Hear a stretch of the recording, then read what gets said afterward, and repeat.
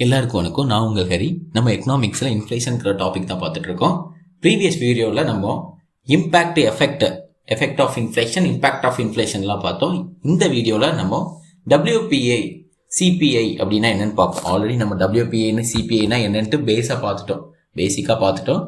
இந்த வீடியோவில் நம்ம எலாபரேட்டாக அதை பார்த்துருவோம் வாங்க.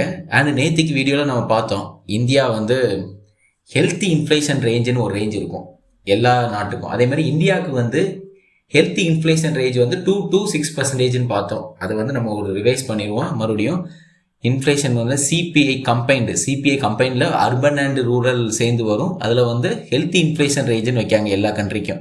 இதுக்கு கீழேயும் வரக்கூடாது, அதுக்கு மேலேயும் 6% மேலேயும் போகக்கூடாது, 2% கீழேயும் வரக்கூடாது. அதே மாதிரி யூஎஸ்ஏக்கு வந்து ஒரு ரேஞ்ச் வைக்கிறாங்க 1 to 3%. பிகாஸ் யூஎஸ்ஏக்கு வந்து எதுக்கு வந்து ரேஞ்ச் வந்து கம்மியாக இருக்குன்னு கேட்டிங்கன்னா, டெவலப்டு கண்ட்ரிஸ் ஒரு மாதிரி இருக்கும், டெவலப்பிங் கண்ட்ரிஸுக்கு இந்த மாதிரி அதிகமாக இருக்கும். டெவலப்பிங் கண்ட்ரிஸ்க்கு ஏன் அதிகமாக இருக்குன்னா, அதில் வந்து இன்ஃப்ளேஷன் கொஞ்சம் அதிகமாக டெவலப்டு கண்ட்ரிஸ் வரை இருக்கும் போது தான் எம்ப்ளாய்மெண்ட் வந்து அது ப்ராப்பராக நடக்கும். அதேமாதிரி ப்ரொடக்ஷனும் வந்து அதுக்கு ஏற்றாப்புல நடக்கும் அப்படின்னு சொல்லிட்டு. ஓகே, அப்படி இல்லைன்னா இன்ஃப்ளேஷன் வந்து ரொம்பவே ஹையாயிரும்னு சொல்லிட்டு, இன்ஃப்ளேஷன் வந்து healthy for developing nation. Okay, inflation வந்து கொஞ்சம் அதிகமாக இருக்கிறது ஹெல்த்தி.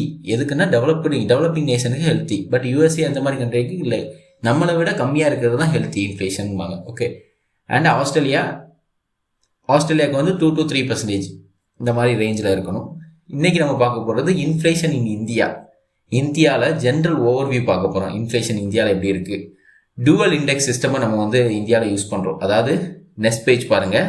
டூவல் இன்ஃப்ளேஷன் சிஸ்டம்னா WPI அண்ட் CPI அப்படின்ட்டு ரெண்டு பிரைமரி இண்டிசஸ் வந்து நம்ம யூஸ் பண்ணுறோம். எதுக்கு? இன்ஃப்ளேஷனை வந்து மெஷர் பண்ணுறதுக்கு. ஒன்று வந்து மேக்ரோ லெவல் கான்செப்ட், இன்னொன்று வந்து மைக்ரோ லெவல் கான்செப்ட்.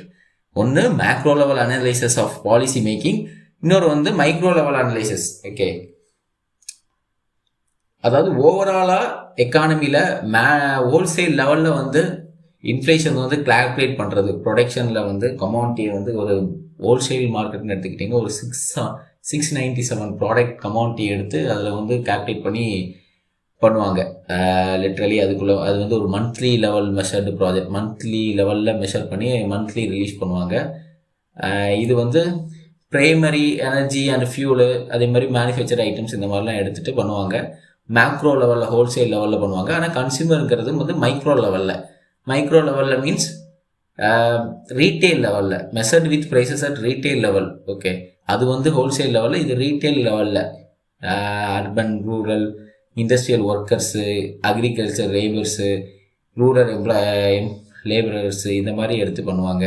ஓகே, அதே மாதிரி both indices utilise the points to points method use பண்ணுவாங்கன்னு சொல்கிறாங்க. டிஜிட்டில் அதாவது data is express in points or percentage. நம்ம இன்ஃப்ளேஷன் வந்து இன்க்ரீஸ் ஆகும்போது 25%, 20%, 2%, 6% அப்படின்னு சொல்லிட்டு பர்சன்டேஜ் லெவலில் பண்ணுவோம். அப்படி இல்லைன்னா பாயிண்ட்ஸ் லெவலில் நம்ம ப்ரெசன்டேஷன் பண்ணுவோம் அப்படின்னு சொல்லியிருக்காங்க. And evolution of wholesale price index, அதாவது பரிணாமம். இதோட பரிணாமம் என்னன்னு கேட்டிங்கன்னா, ஜனவரி 10, 1942 வந்து ஃபஸ்ட்டு WPIங்கிறது லான்ச் பண்ணுறாங்க. ஓகே, WPI வந்து லான்ச் பண்ணுறாங்க. Institutional role published by office of the economic adviser. யார் லான்ச் பண்ணுறாங்க? Published by economic adviser, office of the economic adviser. இவங்க மூலமாக தான், எக்கனாமிக்ஸ் அட்வைசர் மூலமாக, அதாவது ministry of commerce and industry கீழே இருக்குது, அவங்க மூலமாக தான் வந்து வருஷம் ரிலீஸ் பண்ணுறாங்க. அதேமாதிரி அவங்க மூலமாக தான் வந்து இது இம்ப்ளிமெண்ட் பண்ணியிருக்காங்க. Expense over time the number of commodities has, next page பாருங்கள், increased and weights have been logically reassigned. அதாவது இதுக்கு முன்னாடி வந்து ஹோல்சேல் ப்ரைஸ் இண்டெக்ஸில் வந்து கமாடிட்டிஸ் வந்து கம்மியாக எடுத்துகிட்டு இருந்தாங்க. 7 மேஜர் ரிவிஷன்ஸ் டு டேட். அதாவது இதுக்கு முன்னாடி வந்து கம்மியாக எடுத்துகிட்டு இருந்தாங்க. அதாவது 1972, 52-53 வந்து 112 கமாடிட்டிஸ் தான் எடுத்து பண்ணிகிட்டு இருந்தாங்க. அப்புறம் போக இன்க்ரீஸ் ஆகிட்டே இருக்குதுங்கிறாங்க. அதாவது ஃபஸ்ட்டு வந்து 112 கமாடிட்டிஸ், அப்புறம் 139, அப்புறம் 360 எடுக்கிறாங்க 71, அப்புறம் 81-80 வந்து 447, அப்புறம் 93, அரௌண்ட் 93 வந்து 435. அதே மாதிரி 2004-5 இப்போ இருக்கிறதுக்கு முன்னாடி இருந்தது. அப்போது 676 எடுக்காங்க. இப்போ வந்து நம்ம வந்து 697, ஓவராலாக 697 கமாடிட்டிஸை வந்து எடுத்துகிட்டு ரிலீஸ் பண்ணுறோம். May 17 லாஸ்ட்டாக ரிலீஸ் பண்ணியிருக்காங்க, அதை சொல்கிறாங்க. And highlights of the revised WPA, அதாவது WPA with other economic indicators like GDP and IP. அதாவது இதை வந்து அலைன் பண்ணுறாங்க. WPA வந்து கண்டுபிடிக்கிறது வந்து GDPக்கும் யூஸ்ஃபுல்லாக இருக்குது, இண்டெக்ஸ் ஆஃப் இண்டஸ்ட்ரியல் ப்ரொடக்ஷனுக்கு யூஸ்ஃபுல்லாக இருக்குது. அது கூட அலைன் பண்ணி வந்து கண்டுபிடிக்கிறாங்க அப்படின்னு சொல்கிறாங்க. ஓகே, ரிவைஸ்டு ஹோல்சேல் ப்ரைஸ் இண்டெக்ஸுங்கிறது வந்து பேஸ் இயராக 2011 வச்சு பண்ணும்போது அது வந்து எதுக்கு ஹெல்ப்ஃபுல்லாக இருக்குதுன்னு கேட்டிங்கன்னா, அது வந்து லிட்ரலி GDP IIP அதுக்கும் வந்து இது தொடர்பு படுத்தி கொள்ளலாம் அப்படிங்கிற மாதிரி சொல்கிறாங்க. நெக்ஸ்ட் பேஜ் பாருங்க.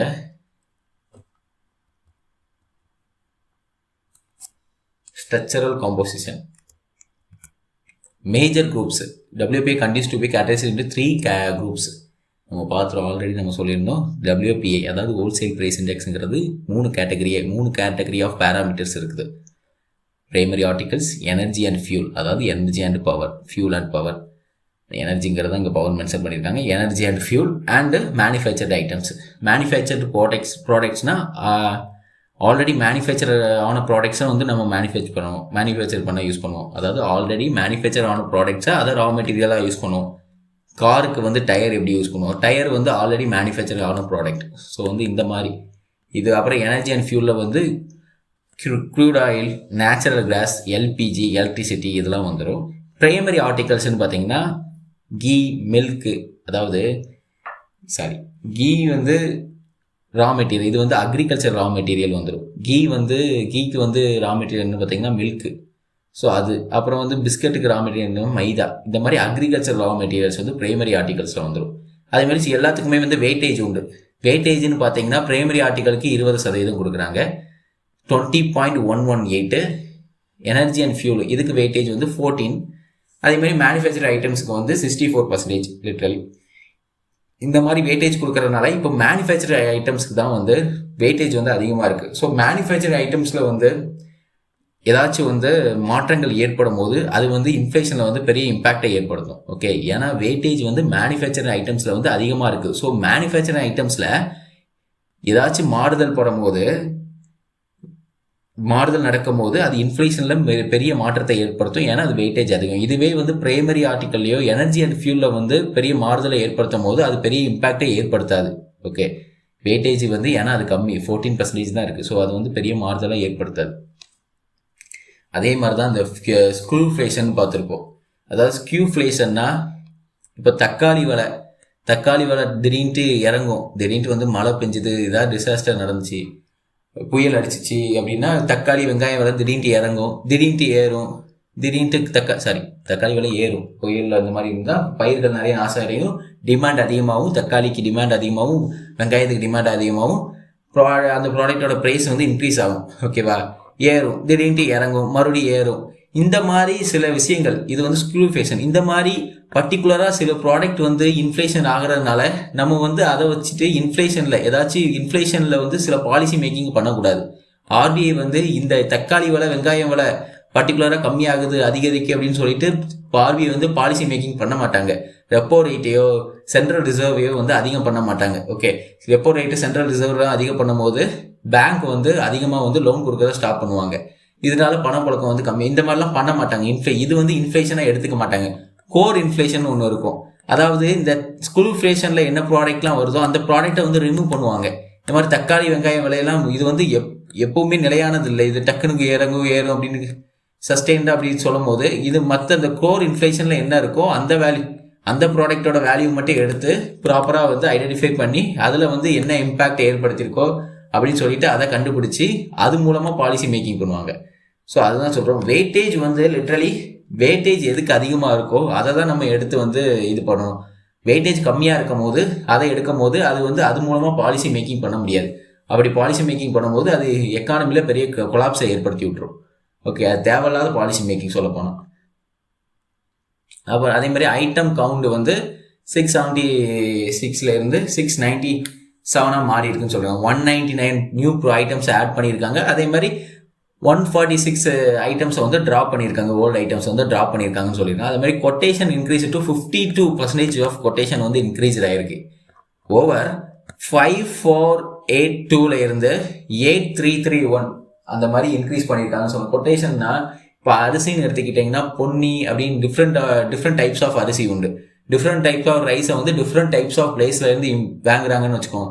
ஸோ அந்த பிளேஸ் டிஃப்ரெண்ட் டைப்ஸ் ஆஃப் பிளேஸ்லேருந்து வாங்கும்போது அதை வந்து நம்ம வந்து அங்கே அந்த பிளேஸை வந்து கவுண்ட் பண்ணுவோம். அது ஒரு கொட்டேஷன், அது ஒரு கொட்டேஷன், அதே மாதிரி டிஃப்ரெண்ட் டைப்ஸ் வரும்போது அது ஒரு கொட்டேஷன். அதே மாதிரி எல்லாத்தையும் கவுண்ட் பண்ணுறது வந்து அந்த counting of quotation, number of quotation வந்து இன்க்ரீஸ் ஆயிருக்கு அப்படின்னு சொல்கிறாங்க. ஓகே, அதுதான் இதில் சொல்கிறாங்க. And conceptual and methodological changes அதாவது மறைமுக வரிகள், டிஎஸ்டி இந்த மாதிரி மறைமுக வரியை வந்து நீக்கம் பண்ணி தான் வந்து அந்த இது வந்து மெத்தடாலஜிக்கல் சேஞ்சஸ் அதை வந்து இது பண்ணுறாங்க, இம்பேக்டை வந்து ஐடென்டிஃபை பண்ணுறாங்கன்னு சொல்கிறாங்க. To remove the impact of fiscal policy changes and move closer to the PPI. Okay, producer price index அப்படின்னு சொல்லிட்டு, அதாவது PPI கருத்துக்கு நெருக்கமாக செல்லுது. அதாவது மூவ் க்ளோசர் டு த PPIங்கிற ப்ரொடியூசர் பிரைஸ் இண்டெக்ஸுக்கு நெருக்கமாக போகிறாங்க. இதெல்லாம் அந்த ஃபிசிக்கல் பாலிசி சேஞ்சஸ்லாம் வரும், இந்த இன்டைரக்ட் டாக்ஸஸ், இந்த ஜிஎஸ்டி அந்த மாதிரி அதெல்லாம் வந்து ரிமூவ் பண்ணிட்டு இந்த ப்ராப்பரான வந்து இன்டர்நேஷனல் லெவல் ஸ்டாண்டர்ட் லெவல், அதாவது PPI வந்து international standard level of producer price இண்டெக்ஸ்னு சொல்லுவாங்க. அதுக்கு நெருக்கமாக, அந்த கான்செப்டுக்கு நெருக்கமாக போகிறாங்கன்னு சொல்கிறாங்க. நெக்ஸ்ட் பேஜ் பாருங்கள். Geometric mean and new sub indexes and review mechanism. அதாவது ஹோல்சேல் ப்ரைஸ் இண்டெக்ஸ் அதை அதில் எடுத்துக்கிட்டிங்கன்னா ஃபுட்டுக்குன்னு சொல்லிட்டு தனியாக எடுத்துக்கிறாங்க. ஃபுட்டுக்கு ஹோல்சேல் ஃபுட் ப்ரைஸ் இண்டெக்ஸ்னு சொல்லி தனியாக இருக்குது. அதே மாதிரி கன்சியூமர் ப்ரைஸ் இண்டெக்ஸில் கன்சியூமர் ஃபுட் ப்ரைஸ் இண்டெக்ஸ்னு தனியாக எடுத்துக்கிட்டு அப்படி பண்ணுறாங்க. Food articles, food products, manufactured already, அப்புறம் டுக்கர் வித் கன்சியூமர் கூட எதெல்லாம் சேர்ந்துருக்கு அப்படின்னு சொல்லிட்டு பார்த்து அதை மானிட்டர் பண்ணுறாங்க. அந்த ஃபுட் அப்படி மானிட்டர் பண்ணும்போது ஃபுட் இன்ஃப்ளேஷனை வந்து ப்ராப்பராக கண்டுபிடிக்க மோர் எஃபெக்டிவாக இருக்கும். அது வந்து மோர் எஃபெக்டிவாக இருக்கும். அது வந்து அதேமாதிரி ப்ராப்பராக வந்து அதை ஐடென்டிஃபை பண்ணலாம், அக்யூரேட்டாக இருக்கும், ஓரளவுக்கு வேல்யூ வந்து மோர் அக்யூரேட்டு அப்படின்னு சொல்கிறாங்க. And technical review committee established for the first time to ensure the dynamic review of the WPA headed by. இது மாதிரி டெக்னிக்கல் ரிவ்யூ கமிட்டி எதுக்கு எஸ்டாப்ளிஷ் பண்ணியிருக்காங்கன்னா WPA வந்து ப்ராப்பராக டைனமிக்காக வந்து கண்டுபிடிக்கணும், அதாவது துல்லியமாக அப்படின்னு சொல்லிட்டு ஆய்வு செய்கிறதுக்கு வந்து இதை வந்து இம்ப்ளிமெண்ட் பண்ணியிருக்காங்க. யார் வந்து இது ஹெட்டுன்னு பார்த்தீங்கன்னா செக்ரட்டரி, அதாவது department of industrial policy and promotion, அதோடைய செக்ரட்டரி தான் இதுக்கு வந்து ஹெட்டுன்னு சொல்கிறாங்க. ஓகே, நெக்ஸ்ட் பேஜ் பாருங்கள்.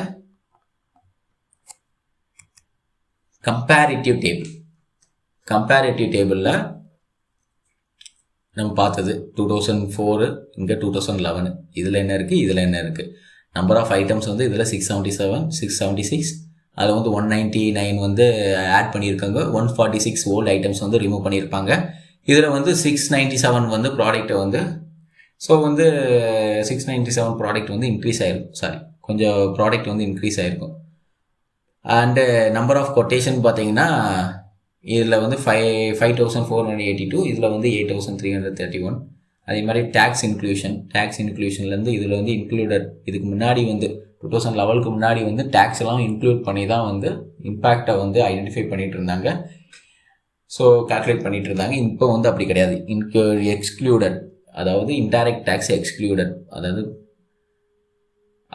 லிட்ரலி அந்த டேக்ஸ் வந்து ஃபிசிக்கல் பாலிசி அண்ட் டேக்ஸஸ் வந்து எக்ஸ்க்ளூட் பண்ணும்போது இன்னும் கொஞ்சம் வேல்யூ வந்து அக்யூரேட்டாக வரும், இல்லை லைக் PPI லெவலுக்கு வரும் அப்படிங்கிற மாதிரி சொல்கிறாங்க. அண்ட் அக்ரிகிரியேஷன் மெத்தடில் வந்து அர்த்தமெட்டிக் வேல்யூ, இது வந்து அடிஷன் மெத்தடில் போட்டு இப்போ வந்து பெருக்கல் சராசரிங்கிற மாதிரி ஜியோமெட்ரிக் மீனில் வந்து இதை கால்குலேட் பண்ணிட்டு இருக்காங்க. இதுவும் வந்து மோர் அக்யூரேட்டாக நமக்கு வேல்யூ கொடுக்குன்னு சொல்லிட்டு, அதேமாதிரி மேஜர் இண்டிகேட்டர் அலைன்மெண்ட்டில் இது லிமிட்டட், இது வந்து அலைன்டு வித் ஜிடிபி IIP இது ரெண்டுலேயும் அலைன் பண்ணி யூஸ் பண்ணுறாங்க.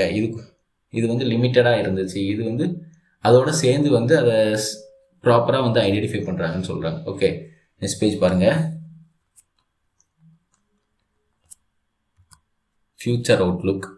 இந்த ரமேஷ் ஸ்டாண்ட் ஒர்க்கிங் குரூப் அப்படின்னு சொல்லிட்டு ஒரு குரூப் வந்து 2019 ஆரம்பிக்கிறாங்க. எதுக்குன்னா WPA ஃப்ரேம் ஒர்க் பண்ணுறதுக்கு ஒரு ஹை லெவல் குரூப் வந்து 2019 ஆரம்பிக்காங்க. ஓகே, இது வந்து பேஸ் இயர் ரிவிஷன் சொல்லிட்டு பேஸ் இயர் ரிவிஷன் வந்து நம்ம பார்த்தோம் ஆல்ரெடி. பேஸ் இயர் ரிவிஷன் வந்து 2011 எதுக்கு WPIக்கு.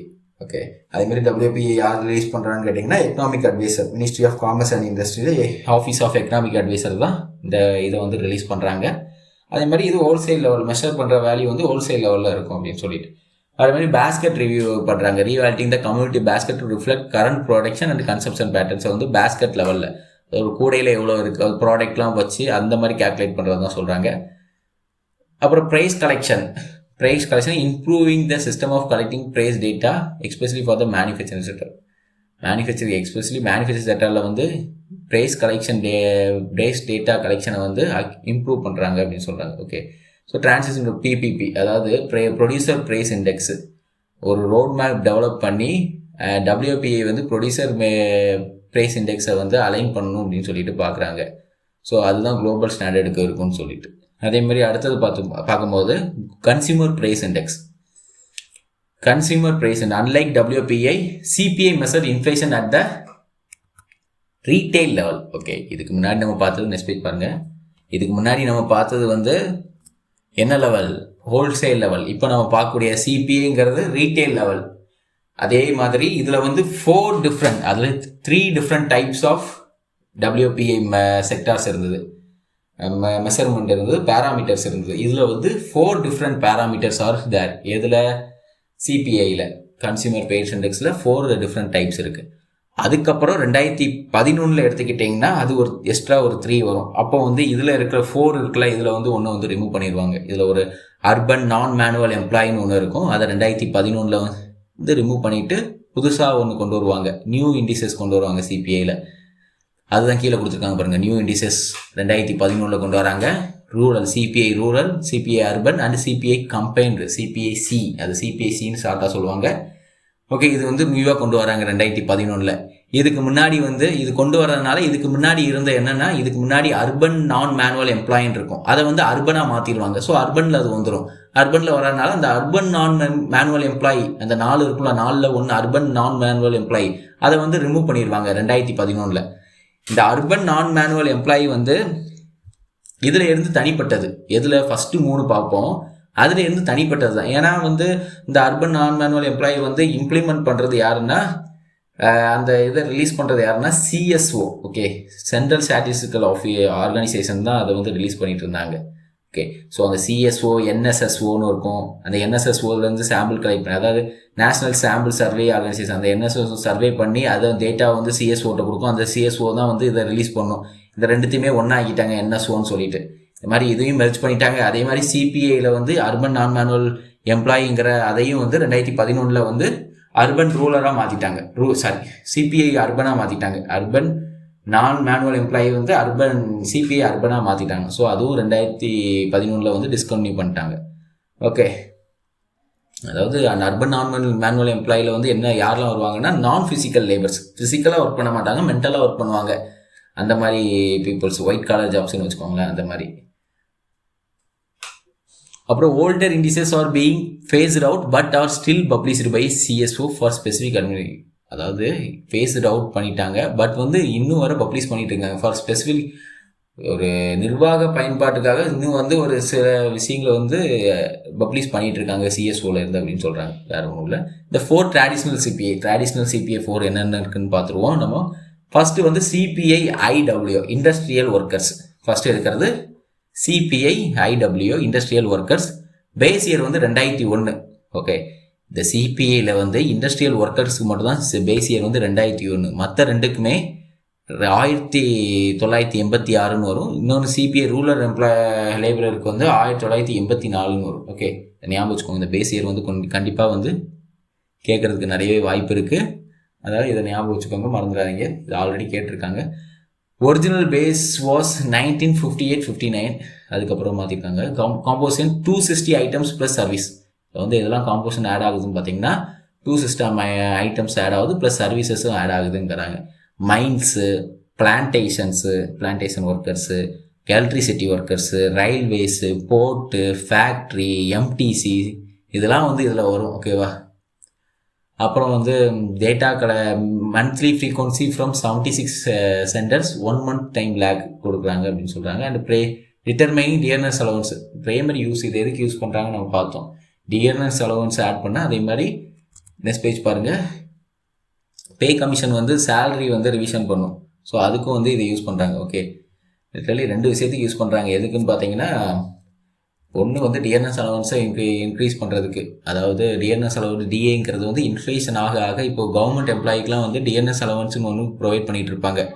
அது வந்து எதுக்குன்னா, கவர்மெண்ட் எம்ப்ளாய்க்கு வந்து இப்போ இன்ஃப்ளேஷன் ஆக ஆக பணவீக்கம் ஆகும், மணியோட வேல்யூ வந்து இன்க்ரீஸ் ஆகும். மணியோட வேல்யூ வந்து கம்மியாகும், பொருளோட வேல்யூ இன்க்ரீஸ் ஆகும். அதை வந்து மேனேஜ் பண்ணுறதுக்கு கவர்மெண்ட் எம்ப்ளாய்க்கு டிஏன்னு சொல்லிட்டு ஒன்று போடுவாங்க. அதை இன்க்ரீஸ் பண்ணிகிட்டே இருப்பாங்க, வருஷம் டபுள் ஆகிட்டு இருக்கும். ஸோ அதுக்காகவும் அதே மாதிரி used for pay commission for salary revision. Salary revision pay commission புதுசாக இம்ப்ளிமெண்ட் பண்ணுவாங்க. அந்த சேலரி ரிவிஷன் அதுக்கும் வந்து இது யூஸ்ஃபுல்லாக இருக்குன்னு சொல்கிறாங்க. ஓகே, இண்டஸ்ட்ரியல் ஒர்க்கர்ஸ் இந்த சிபிஐ கன்சூமர் ப்ரைஸ் இண்டெக்ஸ் இப்போ கூட ஒரு பே கமிஷன் வந்து இம்ப்ளிமெண்ட் பண்ண போகிறாங்கன்னு சொல்லிட்டு இருந்தாங்க. அதுவும் வந்து இது மூலமாக தான் கொண்டு வந்திருப்பாங்க. ஓகே, இந்த ரிவிஷன் மூலமாக தான் கொண்டு வந்திருப்பாங்க. இதை வச்சு தான், இந்த மெஷர்மெண்ட் வச்சு தான் கொண்டு வந்திருப்பாங்க. அண்ட் சிபிஐ அர்பன் நான் மேனுவல் எம்ப்ளாயீஸ் வந்து இப்போ வந்து இது இல்லை. ஓகே, தற்காலிகமாக இது வந்து 2011 நிறுத்தி வைக்கப்பட்டிருக்கு. Okay, discontinue since January 2011. Okay, இது வந்து பேஸ் இயராக வந்து 1984 நம்ம பார்த்தது தான் ஆல்ரெடி சொன்னது. 1984 வந்து இதை பேஸ் இயராக வச்சு பண்ணுறாங்க. And data from 59 centers for 146 through 365 commodities. Okay, 59 சென்டர்ஸ்லேருந்து டேட்டா கலெக்ட் பண்ணுறாங்க. அரௌண்ட் வந்து 146 to 365 commodities வந்து சொல்கிறாங்க. அண்ட் ஹிஸ்டாரிக்கல் யூசர்ஸ் பார்த்தீங்கன்னா DA for employees of foreign companies, airlines, embassy, இந்த ஏர்லைன்ஸு, இந்த மாதிரி நிறைய கம்பெனிஸ், ஃபாரின் கம்பெனிஸ் இருக்குது. அதில் உள்ள எம்ப்ளாயிஸுக்கு டிஏக்கு வந்து டிட்டர்மைன் பண்ண அதுக்கு இது யூஸ் பண்ணுறாங்க அப்படின்னு சொல்கிறாங்க. அப்புறம் deflator used as a deflator by CSO for service sector GDP calculation டிஃப்ளெக்டர்லையும் இதை யூஸ் பண்ணிட்டு இருக்காங்க அப்படின்னு சொல்லுவோம். நெக்ஸ்ட் பேஜ் பாருங்க.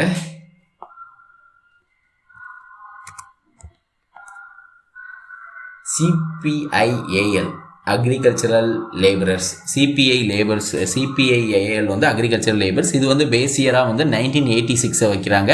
அதே மாதிரி கமாடிட்டிஸ் வந்து 260 கமாடிட்டிஸ் இருக்குது. டேட்டாஸ் வந்து 600 வில்லேஜ்லேருந்து இந்த டேட்டா கலெக்ட் பண்ணிட்டு இருக்காங்க.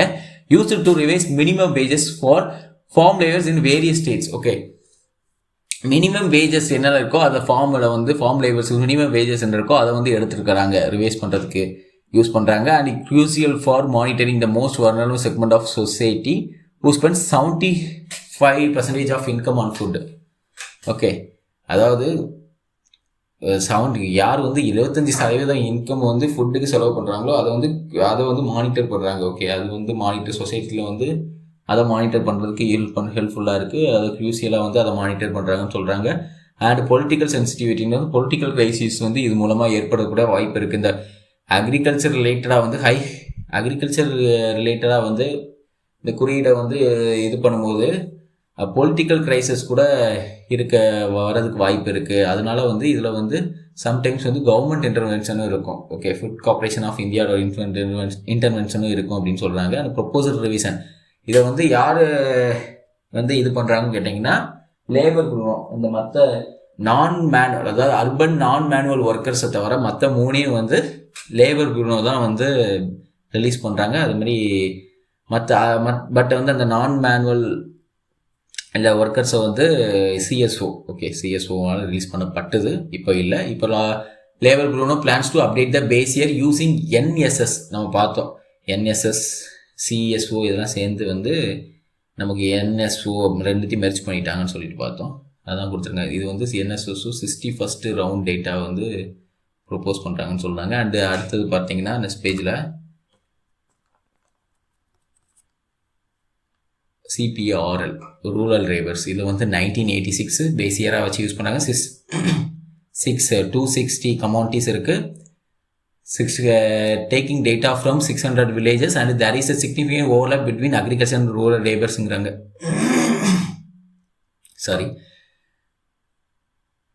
அதாவது குறிப்பிடத்தக்க விவசாயிகளுக்கும் ரூரல் லேபர்ஸ்னால் ஊரக தொழிலாளர்களுக்கும் குறிப்பிடத்தக்க ஒரு 2 பேருக்கும் ஒரு ஓவர்லேப் இருக்குது.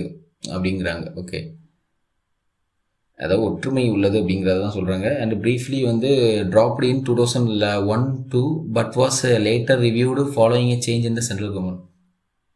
2001-2002 வந்து ட்ராப் பண்ணிட்டாங்க. பட் லேட்டர் மறுபடியும் லேட்டரில் வந்து மறுபடியும் எடுத்துக்கிட்டு பண்ணிகிட்டு இருக்காங்க சென்ட்ரல் கவர்மெண்ட்னால அப்படின்னு சொல்லிட்டு இருக்காங்க சொல்கிறாங்க. அண்டு சம்மரி டேபிள் வந்து traditional CPI comparison. Summary table traditional CPI கம்பேரிசனில் அதான் சிபிஐ ஐடபிள்யூங்கிற இண்டஸ்ட்ரியல் ஒர்க்கர்ஸ் 2001 வேஜ் டிஏ இதுக்கு யூஸ் பண்ணுறாங்க கீ அப்ளிகேஷன். அதுக்காக தான் இந்த இண்டஸ்ட்ரியல் ஒர்க்கர் சிபிஐ வந்து யூஸ் பண்ணிகிட்டு இருக்காங்க. பேஸ் இயர் வந்து 2001 வச்சு இன்னும் வர அதை வந்து யூஸ் பண்ணிகிட்டு இருக்காங்க. அண்ட் சிபிஐ அர்பன் நான் மேனுவல் ஒர்க்கர்ஸ் அது வந்து பேஸ் இயர்னு கேட்டிங்கன்னா 1984 டிஸ்கன்யூ 2011 டிஸ்கன்யூ பண்ணிட்டாங்க. எதுக்காகன்னா நியூ இண்டிசஸ் சிபிஐ அர்பன் சொல்லிட்டு புதுசாக வந்து கொண்டு வந்ததுனால அதை வந்து டிஸ்கன்யூ பண்ணிட்டாங்க. இது வந்து foreign employees, DA for foreign employees, embassies, airports இந்த மாதிரி ஃபாரின் எம்ப்ளாயீஸ்க்கு வந்து டிஏ யூஸ் பண்ணுறாங்க. And CPI AL agriculture labours இது 1986 மினிமம் வேஜ் செட்டிங் இன் அக்ரிகல்ச்சரில் மினிமம் வேஜ் செட்டிங்க்கு இது யூஸ்ஃபுல்லாக இருக்குதுன்னு யூஸ் பண்ணுறாங்க. Main application for that only. And CPI RL rural labours 1983 base year.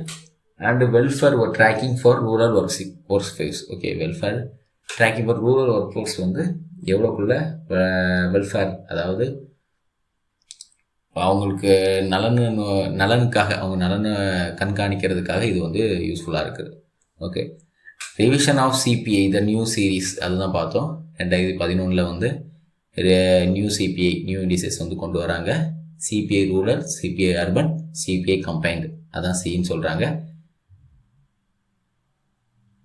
அதே மாதிரி இதை வந்து என்ஹான்ஸ் பண்ண 2015 வந்து மறுபடியும் இதை ஃபர்தராக ரிவைஸ் பண்ணுறாங்க. ஓகே, அதாவது இந்த சிபிஐ அர்பன் தான் வந்து அந்த ரீப்ளேஸ் பண்ணியிருக்கு. எதை அந்த அர்பன் நான் மேனுவல் ஒர்க்கர்ஸை வந்து ரீப்ளேஸ் பண்ணி இது பண்ணாது. அப்புறம் மொத்தமாக இப்போ எத்தனை இருக்குதுன்னு கேட்டிங்கன்னா ஃபோர் கேட்டகரிஸ் ஆஃப் சிபிஐ இருக்குது. 4 பேராமீட்டர்ஸ் ஆஃப் சிபிஐ இப்போ வந்து 6 பேராமீட்டர்ஸ் ஆஃப் சிபிஐ இருக்குது. ஃபஸ்ட்டு வந்து ஒருவேளை அந்த நான் மேனுவலை ரிமூவ் பண்ணலை அப்படின்னா நமக்கு 7 இருந்திருக்கும். பட் வந்து நம்ம 7 பார்த்துருக்கோம். பட் டிஸ்கன்யூடு 1 வந்து 2011 அதாவது அந்த அர்பன் நான் மேனுவல் ஒர்க்கர்ஸை வந்து டிஸ்கன்யூ பண்ணிவிட்டு இந்த அர்பன் சிபிஐ அர்பன் கொண்டு வந்திருப்பாங்க. ஸோ வந்து totally we have 4 parameters for CPI. Okay, ஞாபகம் வச்சுக்கோங்க, மறந்துடாதீங்க. அப்புறம் நெக்ஸ்ட் பேஜ் பாருங்கள்.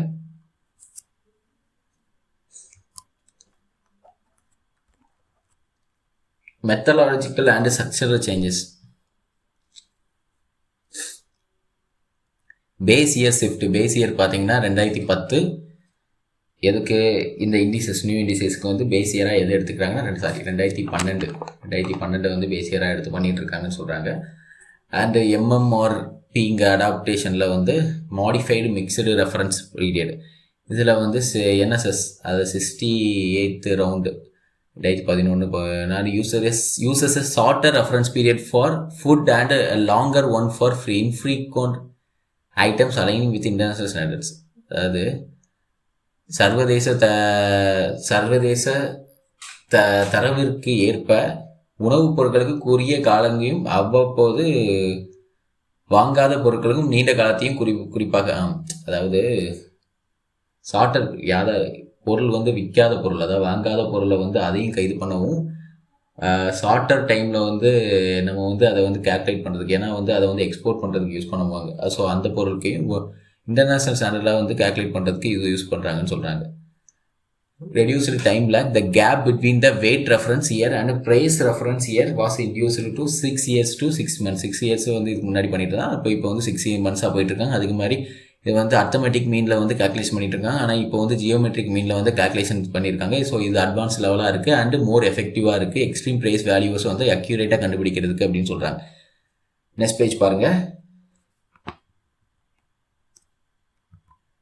பேஸ்கெட் ரீஃபைன்மெண்ட்ஸில் எக்ஸ்பென்ஷன் ஆஃப் குரூப்ஸ், அந்த குரூப்ஸ்ன்னு சொல்லிட்டு இம்ப்ளிமெண்ட் பண்ணியிருப்பாங்க. அதில் 5 to 6 குரூப்ஸ்ன்னு சொல்கிறாங்க. ஏன்னா இப்போ வந்து சிபிஐயில் வந்து அதில் வந்து 3 பேராமீட்டர்ஸ் வந்து 3 பார்த்தோம். இதுலேயும் பேராமீட்டர்ஸ் இருக்குது. இதில் வந்து சிபிஐ பேராமீட்டர்ஸ்ன்னு எடுத்துக்கிட்டிங்கன்னா சாரி அந்த சிபிஐ பேராமீட்டர்ஸ்னு எடுத்துக்கிட்டிங்கன்னா அது வந்து டைப்ஸ். ஓகேவா, நம்ம இப்போ பார்த்தது வந்து இந்த 6 பேராமீட்டர்ஸ் இல்லை, அது 6 டைப்ஸு. அண்ட் சிபிஐ பேராமீட்டர்ஸ்னு எடுத்துக்கிட்டிங்கன்னா food and beverage and paan tobacco and intoxicants. இதெல்லாம் வந்து இதுக்கு முன்னாடி வந்து இந்த ஃபுட்டு பிவரேஜ் அண்ட் டொபாக்கோன்னு இருந்தது. அந்த டொபாக்கோ இப்போ தனியாக எடுத்துட்டாங்க. பான் டொபாக்கோ அண்ட் இன்டாக்சிகன்ஸ்லாம் தனியாக எடுத்துட்டாங்க. ஸோ வந்து 5 இருந்தது 6 ஆகிட்டு. என்னெல்லாம் பார்த்தீங்கன்னா food and beverage, paan tobacco and intoxicants and clothing and footwear, housing, fuel and light, miscellaneous. Okay, மிஸ்செலினஸில் வந்து மற்ற இதர பொருட்கள்லாம் வந்துடும். இல்லை வெயிட்டேஜ்னு பார்த்தீங்கன்னா more over food and beverages தான் வெயிட்டேஜுங்கிறது. ஸோ இதில் ஏதாவது இம்பேக்ட் அதிகமாக ஏற்படும் போது தான் இன்ஃப்ளேஷன் வந்து அதிகம் வந்து மாறுதல் வந்து ஏற்படும். ஓகே, ஓவராலாக கம்பெனியில் ஃபுட் அண்ட் பிவரேஜ் எவ்வளோ இருக்குன்னா 45% இருக்குது. Around 45.86% are in CPI combined. Okay, food and beverage only.